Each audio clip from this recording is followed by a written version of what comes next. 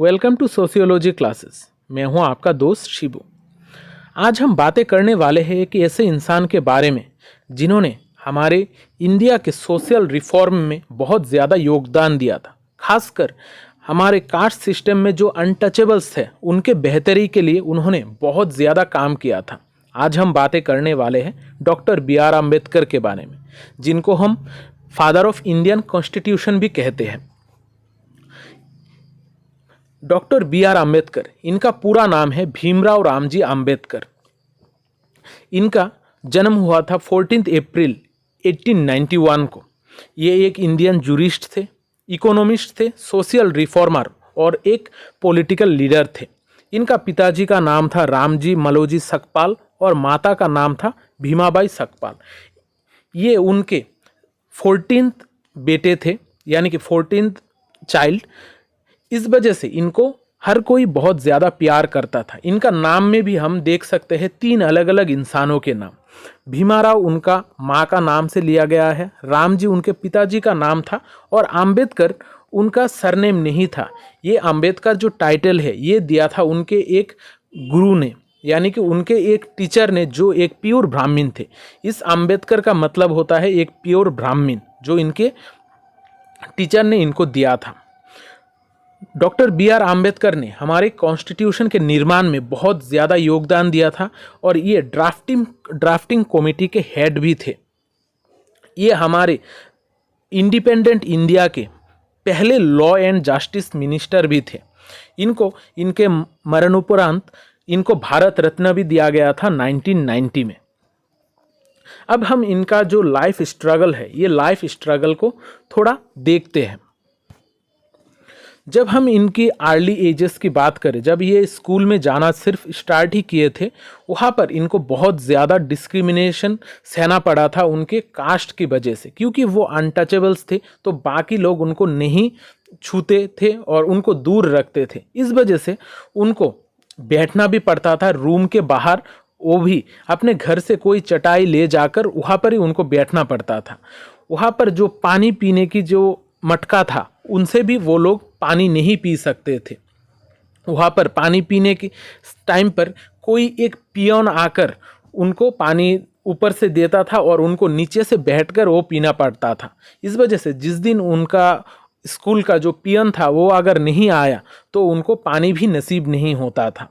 इस वजह से आप देख सकते थे कि आप उनको छोटे टाइम पीरियड से ही, वो जब छोटे थे वहाँ से ही उनको बहुत ज़्यादा डिस्क्रिमिनेट किया जाता था उनकी कास्ट की वजह से। यहाँ पर उनके दिमाग में और एक बहुत बड़ा इंसिडेंट हुआ था।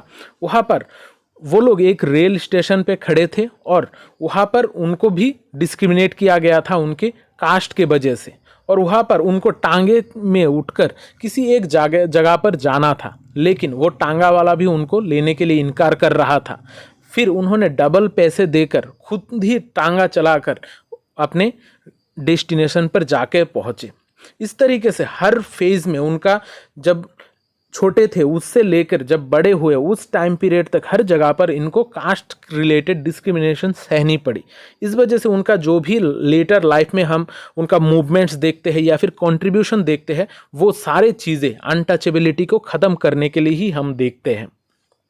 अब अगर हम इनकी एजुकेशन की बात करें, इनका एलिमेंट्री एजुकेशन हुआ था 1902 में सतारा, महाराष्ट्र में। फिर ये एल्फिस्टन कॉलेज इन बॉम्बे में गए थे अपना ग्रेजुएशन कंप्लीट करने के लिए और मेट्रिकुलेशन कंप्लीट करने के लिए।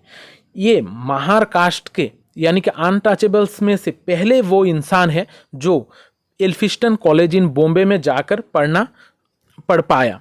फिर उन्होंने अपना स्टडीज़ इंडिया के बाहर जाकर Columbia university, London school of economics और ग्रेनिज, इन पे जाकर उन्होंने स्टडी की थी।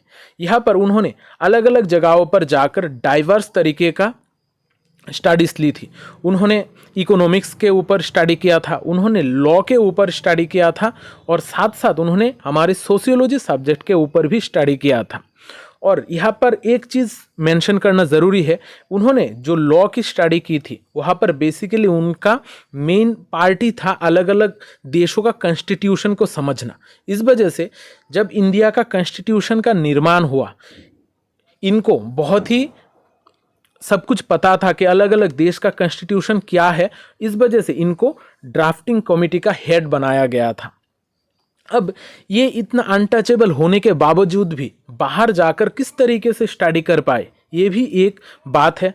यहाँ पर जब हम बात करेंगे, इनको जो महाराजा ऑफ बड़ौदा थे उन्होंने फाइनेंस दिया था, यानी कि उन्होंने स्कॉलरशिप दी थी उनको बाहर जाकर पढ़ने के लिए।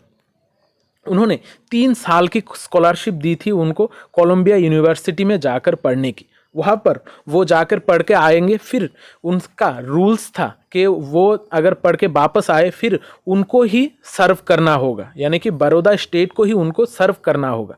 फिर वो वापस जब वहाँ पर स्टडी लिए कोलंबिया यूनिवर्सिटी में, वापस आकर उन्होंने इस स्टेट को सर्व करना स्टार्ट किया था। लेकिन उनके कास्ट के वजह से उनको यहाँ पर भी डिस्क्रिमिनेशन देखना पड़ा।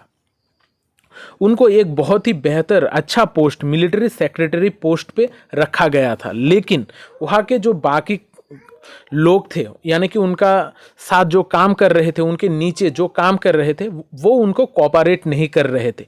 यहाँ तक कि वहाँ का जो ग्रुप डी था वो भी कागज़ उसके मुंह पर, उनके मुंह पर फेंक के चले जाते थे। उनको कोई भी कागज़ हैंड ओवर नहीं करता था, कोई भी इंफॉर्मेशन नहीं देता था, और साथ साथ कोई भी लोग कांटेक्ट नहीं करते थे उनके साथ।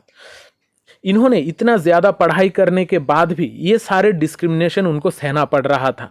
वो बहुत सारे अलग अलग जगहों पर जाकर नौकरी ढूंढने की कोशिश की थी, लेकिन वहाँ पर भी वो असफल रहे। हर जगह पर उनको कास्ट के बेसिस पे डिस्क्रिमिनेशन देखना पड़ा था। फिर उन्होंने ठान ली कि ये जो अनटचेबिलिटी है, इस अनटचेबिलिटी को ख़त्म करना है। ये जो कास्ट के बेसिस पे जो प्रॉब्लम है, ये सारे चीज़ों को ख़त्म करना है। इस वजह से उन्होंने महार मूवमेंट स्टार्ट किया है कि ये जो कास्ट है, कास्ट जो अनटचेबल्स है, उनके अपलिफ्टमेंट के लिए और अनटचेबिलिटी को ख़त्म करने के लिए उन्होंने महार मूवमेंट 1924 को महाराष्ट्र में स्टार्ट किया था। इसका बहुत सारे पर्पस थे, लेकिन इसमें से जो 4 इंपॉर्टेंट पर्पस थे वो था use of public water tanks, entry into temples, educational rights और ऑक्यूपेशनल राइट्स। यानी कि यहाँ पर उनको हर जगह पर पानी पीने का हक होना चाहिए, जो उस टाइम पीरियड पर नहीं था। वहाँ पर वो लोग चाहते थे कि वो टेम्पल में एंटर कर पाए, क्योंकि अनटचेबल्स को टेम्पल में जाने से भी इनकार था। फिर उनको एजुकेशनल राइट्स मिले और साथ साथ किसी भी जगह पर ऑक्यूपेशनल राइट भी उनको मिले। ये सारे मेनली राइट के लिए उन्होंने महार मूवमेंट को स्टार्ट किया था। अब महार मूवमेंट को करते करते उन्होंने बहुत सारे और भी योगदान दिए थे, लेकिन इसमें से जो सबसे ज़्यादा इम्पोर्टेंट योगदान है वो है महाद सत्याग्रह। महाद सत्याग्रह में उन्होंने 20 मार्च 1927 में उन्होंने अपने बहुत सारे और लोगों को लेकर एक साथ इकट्ठा होकर एक पब्लिक टैंक से, यानी कि एक नदी से जाकर पानी पीना स्टार्ट किया था। यानी कि उनका मूवमेंट था कि उनको हक दिया जाए कि वो किसी भी जगह से पानी पी सके। वो लोग वहाँ पर जाकर मूवमेंट करे और वहाँ से पानी पिए। लेकिन इसका जो रिजल्ट था, इसके रिजल्ट में जो बाकी के कास्ट के लोग हैं वो लोग जाकर जो भी लोगों ने पानी पिया उनके घर बार तोड़ने लगे, और यहाँ पर ऐसा सिचुएशन आ गया था कि वहाँ पर जो पुलिस था उनको यहाँ पर इंटरफेयर करना पड़ा। इस वजह से हम देख सकते हैं कि ये जो चीज़ें हैं ये बहुत ही क्रिटिकली अंबेडकर के दिमाग में बैठ गया था। फिर इसी इंसिडेंट को देखते हुए उन्होंने उसी साल 25 दिसंबर को मनुस्मृति दहन दिवस मनाया था, यानी कि मनुस्मृति को दहन कर दिया था। मनुस्मृति एक हिंदू बुक है जहाँ पर कास्ट के रिलेटेड सारे रूल्स एंड रेगुलेशंस लिखे थे, और यहाँ पर जो भी रूल्स रेगुलेशंस थे ये बहुत ही वाहियात थे और ख़राब थे हिंदू सोसाइटी के लिए। इस वजह से उन्होंने इस मनुस्मृति को जलाकर वहाँ पर मनुस्मृति को दहन किया था, और इसी को हम हर साल 25 दिसंबर मनुस्मृति दहन दिवस के तौर पर मनाते हैं। फिर हम इनका जो मूवमेंट है, ये मूवमेंट और सारे मूवमेंट्स में बदलता गया, लेकिन जो हम फाइनली उनका जो फेज देखते हैं वहाँ पर देखते हैं कि ये अपने बाकी दलित दोस्तों को लेकर लगभग 3,65,000 लोगों को लेकर 14 अक्टूबर 1956 को एक साथ बुद्धिज्म में कन्वर्ट हो जाते हैं, क्योंकि इनका मानना था कि हिंदू कास्ट जो है ये उनके साथ जस्टिस नहीं कर रही है, इनको कोई हक नहीं दे रही है। इस वजह से वो अपने दोस्तों को लेकर बुद्धिज्म में कन्वर्ट हो जाते हैं। अब इनके जो लाइफ है, इस लाइफ पीरियड में जो इम्पोर्टेंट वर्क्स है, इसमें से हम देखते हैं महाद सत्याग्रह 1927 में इन्होंने तीनों राउंड टेबल कॉन्फ्रेंस, यानी कि जो कांग्रेस का कॉन्फ्रेंस होता था, इसमें उन्होंने पार्टिसिपेट किया था, क्योंकि वो एक बेहतर पॉलिटिकल लीडर के तौर पर भी उभर आए थे उनकी काम के वजह से। फिर इनके और महात्मा गांधी के बीच में एक बहुत ही इम्पोर्टेंट कॉन्ट्रैक्ट हुआ था, जिसको हम पूना पैक्ट के नाम से भी जानते हैं। यहाँ पर उनके और अंबेडकर और गांधी जी के बीच में सेपरेट इलेक्टोरल्स को लेकर एक पूना पैक्ट हुआ था। यहाँ पर जो डिप्रेस्ड क्लास यानी कि अनटचेबल्स है, उनको सेपरेट इलेक्टोरल्स का राइट्स दिया गया था। और ये हमारे चेयरमैन थे ड्राफ्टिंग कमेटी के इंडियन कॉन्स्टिट्यूशन के, और साथ साथ हमारे इंडिया का फर्स्ट लॉ मिनिस्टर भी थे। अब हम अगर सोशियोलॉजिकल पॉइंट ऑफ व्यू से इनको समझने की स्टार्ट करें तो यहाँ पर ये जो पर्सपेक्टिव से बिलोंग करते हैं, इस पर्सपेक्टिव का नाम है सबऑल्टर पर्सपेक्टिव। अब सबऑल्टर पर्सपेक्टिव बेसिकली क्या है? यहाँ पर vision from the bottom of society के बारे में बात की जाती है, यानी कि यहाँ पर जो भी निचले वर्ग के जो इंसान हैं उनके उन्नति के द्वारा ही हमारा समाज की उन्नति हो सकती है, इस तरीके का सोच रखा जाता है। यानी कि सबऑर्डिनेट बेस्ड एक सिस्टम, जहाँ पर निचले वर्ग, वो क्लास से हो सकता है, कास्ट से हो सकता है, एज, जेंडर, किसी भी हिसाब से निचले वर्ग से ही हम देखते हैं, और आस्ते आहिस्ते हमें सोसाइटी को बदलना होता है ऊपर तक। फिर इन्होंने कॉन्सेप्ट दी थी लिबर्टी, इक्वालिटी और फ्रेटर्निटी का। ये इक्वालिटी, लिबर्टी और फ्रेटर्निटी जो है ये बेसिकली हमारा फ्रेंच रिवॉल्यूशन का स्लोगन है, लेकिन इन्होंने बहुत सारी बुक्स स्टडी की थी। इन्होंने लगभग 32 बुक्स की स्टडी की थी, यानी कि 32 अलग अलग तरीके का सब्जेक्ट की स्टडी की थी, और उन्होंने फ्रेंच रेवोल्यूशन को बहुत ही अच्छी तरीके से पढ़ा था। वहाँ से उन्होंने ये स्लोगन लिया था लिबर्टी, इक्वालिटी और फ्रेटर्निटी की। ये जो स्लोगन है बी आर अम्बेडकर इसको बुद्धिज़्म के साथ भी जोड़ते हैं कि हमारा सोसाइटी में हर किसी को एक साथ रहना है, किसी एक दूसरे के साथ फाइट करे बगैर। ये बेसिकली एक एथिकल पॉलिटिकल नॉर्म है हमारी एक अच्छी सोसाइटी के लिए। फिर इन्होंने अपना दलित मूवमेंट को आगे बढ़ाने के लिए 3 प्रिंसिपल बातें बताई थी, यानी कि 3 स्टेप्स लोगों को फॉलो करना चाहिए, तभी हमारा सोसाइटी बेहतर बनेगा, तभी दलित जो लोग हैं उनको न्याय मिलेगा। यहाँ पर उन्होंने 3 स्टेप की बात की थी, एडुकेट, एगिटेट और ऑर्गेनाइज। यहाँ पर एडुकेट मतलब हर किसी को एजुकेशन मिलना, यहाँ पर लोगों को एजुकेट करने की बात की थी, लोगों के नॉलेज के बेस को बढ़ाने की बात की जा रही थी। फिर उन्होंने कहा था कि एडुकेट के बाद होगा एगिटेट। एगिटेट यानी कि यहाँ पर फोर्सफुल्ली लोगों में जो बदलाव है वो लाने की कोशिश की जाएगी। यहाँ पर लोगों में बदलाव लाने की बात की जाएगी। और फिर ऑर्गेनाइज, यानी कि यहाँ पर अरेंज करके लोगों को एक साथ ऑर्गेनाइज करके प्लान तरीके से चीज़ों को बदलना चाहिए। यानी कि ये 3 स्लोगन अगर मानेंगे तभी दलित जो है उनका सोशल स्टेटस में चेंज आएगी, उनका सोसाइटी में बदलाव आएगा, साथ साथ उनका लाइफ में भी बहुत चेंज आएगी। अब देखते हैं अंबेडकर के कास्ट के बारे में क्या राय था। अब अंबेडकर पूरी की पूरी लाइफ अपना ज़्यादातर टाइम उन्होंने कास्ट को ठीक करने में ही गुजार दी थी।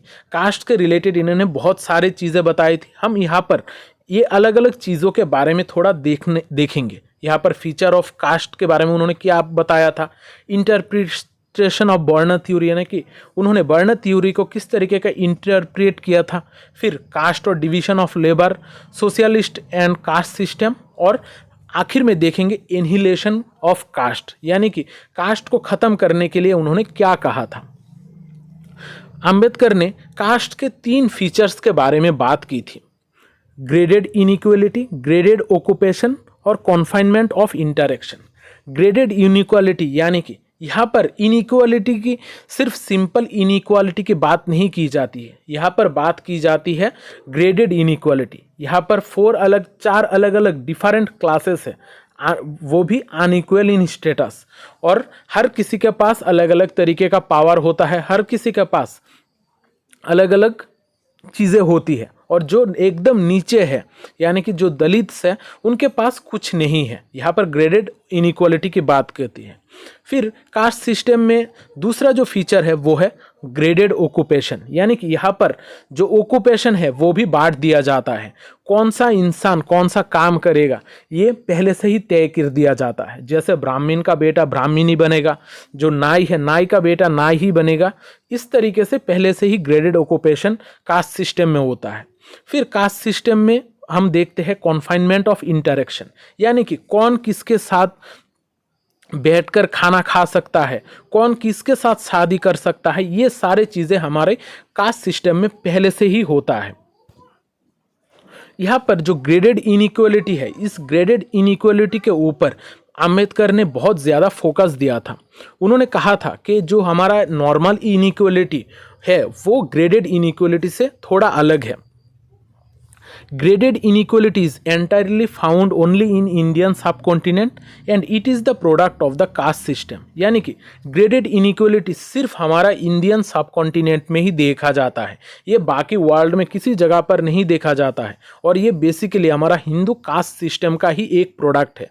इसके वजह से जो बेसिकली अनटचेबल्स है इनको बहुत ज़्यादा अलग रखा जाता है, और यही हर किसी के पास इस ग्रेडेड अनइक्वलिटी की वजह से अलग तरीके का बर्डन, अनइक्वल बर्डन और अनइक्वल बेनिफिट्स मिलता है। यहाँ पर लोगों के नॉलेज के बेसिस पे कभी भी डिफरेंशिएट नहीं किया जाता है, यहाँ पर उनके जन्म के बेसिस पे ही सारी चीज़ें उनको दिया जाता है। इस वजह से यहाँ पर हिंदू कास्ट सिस्टम में चेंजिंग का कोई सिस्टम ही नहीं है, जिसको उन्होंने ग्रेडेड इनइक्वलिटी कहा था।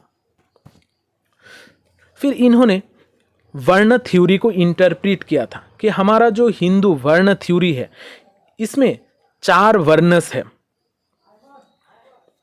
और ये जो वर्ण सिस्टम है ये वर्ण सिस्टम बेसिकली हमारा सोशल ऑर्डर के बारे में बताता है। यहाँ पर किसी भी इंडिविजुअल के ऊपर कोई फोकस नहीं करता, यानी कि कोई भी इंडिविजुअल में क्या क्वालिटीज़ है इसके ऊपर कभी भी ध्यान नहीं देता है। इसका जो बेसिक यूनिट है, इसका बेसिक यूनिट है वर्ण। यहाँ पर इंडिविजुअल की कोई इम्पोर्टेंस नहीं है। और ये जो हमारा वर्ण थ्योरी है ये हमारे डिवीज़न ऑफ लेबर की बात करता है, और इस डिवीज़न ऑफ लेबर की वजह से ही हमारा सोसाइटी में जो लिबर्टी, इक्वालिटी और फ्रेटर्निटी है, यानी कि 3 एसेंशियल सोशल ऑर्डर है, इसको हम मेंटेन नहीं कर पाते हैं हमारा हिंदू सोसाइटी में। इन्होंने हमारे कास्ट सिस्टम को डिवीज़न ऑफ लेबर नहीं कहा था, इन्होंने कहा था कि हमारा हिंदू कास्ट सिस्टम जो है वो है डिवीज़न ऑफ लेबरर्स, यानी कि यहाँ पर अलग अलग लोगों के बीच में फर्क किया जाता है। फिर इन्होंने caste and division of labour के ऊपर भी काम किया था, यानी कि यहाँ पर जो सोशल स्टेटस है पहले से ही दे दिया जाता है, कौन कौन सा काम करेगा ये पहले से ही तय कर दिया जाता है। और जो सोशलिस्ट है वो बेसिकली इस कास्ट सिस्टम को ख़त्म करने के लिए किस तरीके का अप्रोच अपनाते हैं, वो लोग यहाँ पर इकोनॉमिक डेवलपमेंट और रिफॉर्म की बात करते हैं। यानी कि जो भी सोशलिस्ट लोग हैं वो कास्ट सिस्टम को ख़त्म करने के लिए या फिर अनटचेबिलिटी ख़त्म करने के लिए इकोनॉमिक डेवलपमेंट और रिफॉर्म की बात करते हैं। लेकिन अंबेडकर फील करते हैं कि ये जो रिफॉर्म्स है ये रिफॉर्म्स कभी भी काम नहीं आएंगे। अगर इनको काम आना ही होगा तो हमें पहले जो सोशल ऑर्डर है, जो कास्ट सिस्टम में ग्रेडेड इनइक्वालिटी है, उसको ख़त्म करना होगा, तभी हमारे सोसाइटी में इकोनॉमिक चेंजेस आएंगे। अब देखते हैं annihilation of caste. Annihilation of caste basically Ambedkar का एक बुक का नाम भी है और साथ साथ इन्होंने इनहिलेशन ऑफ कास्ट के ऊपर बहुत ज़्यादा काम किया था। इनहिलेशन ऑफ कास्ट यानी कि जो हमारा कास्ट सिस्टम है, कास्ट सिस्टम को ख़त्म कर देना, इसको एकदम समाप्त कर देना। अंबेडकर ने कहा था कि हमारा जो स्मृति और शास्त्र है, खासकर जो मनुस्मृति है, ये हमारे रिलीजियन को बहुत अलग तरीके का रिप्रेजेंट करता है। यहाँ पर सारी चीज़ों को इक्वली नहीं रखा गया है, यहाँ पर अनटचेबल्स को एकदम बाहर रखा गया है। ये कास्ट सिस्टम बेसिकली अनटचेबल्स के लिए एक अभिशाप की तरह है। इस वजह से वो कास्ट सिस्टम को ख़त्म करना चाहते थे। वो चाहते थे कि ये जो शास्त्र में जो भी चीज़ें लिखी गई है, इन सारे चीज़ों को डिस्ट्रॉय किया जाए। अगर ये सारे चीज़ें डिस्ट्रॉय होंगी तभी हमारा जो हिंदू रिलीजियन है ये एक बेहतर रिलीजियन बन सकेगा। इस वजह से उन्होंने कास्ट सिस्टम को ही ख़त्म करने की बात की थी हिंदू रिलीजियन से। अब इन्होंने इस कास्ट सिस्टम को इनहिलेट करने के लिए यानी कि ख़त्म करने के लिए कुछ रिफॉर्म्स के बारे में बात की थी। उन्होंने कहा था there should be one and only one standard book of Hindu religion acceptable to all Hindus and recognised by all Hindus. यानी कि हिंदू रिलीजियन में सिर्फ एक ही स्टैंडर्ड बुक होना चाहिए। हम आजकल देखते हैं कि बहुत सारे अलग अलग तरीके का बुक है। कहाँ पर गीता को फॉलो किया जाता है, कहीं पर महाभारत को फॉलो किया जाता है, कहीं पर रामायण को फॉलो किया जाता है। इस तरीके से बहुत अलग अलग तरीके का बुक्स है। उन्होंने कहा था कि सिर्फ एक स्टैंडर्ड बुक होना ज़रूरी है और यहाँ पर जो भी लोग पूजा करेंगे यानी कि जो भी प्रीस्ट्स होंगे उनको एलिजिबल पोजीशन के लिए इंटरव्यू देना होगा। यानी कि हर कोई जो भी हिंदू है वो इस पोजीशन के लिए अप्लाई कर सकता है और उनको एक स्टैंडर्ड मेंटेन करके ये प्रीस्ट्स को चुनना चाहिए। और जो भी प्रीस्ट अपने इस परमिशन के बगैर अगर वो पूजा करे तो उसको पनिश भी करना चाहिए।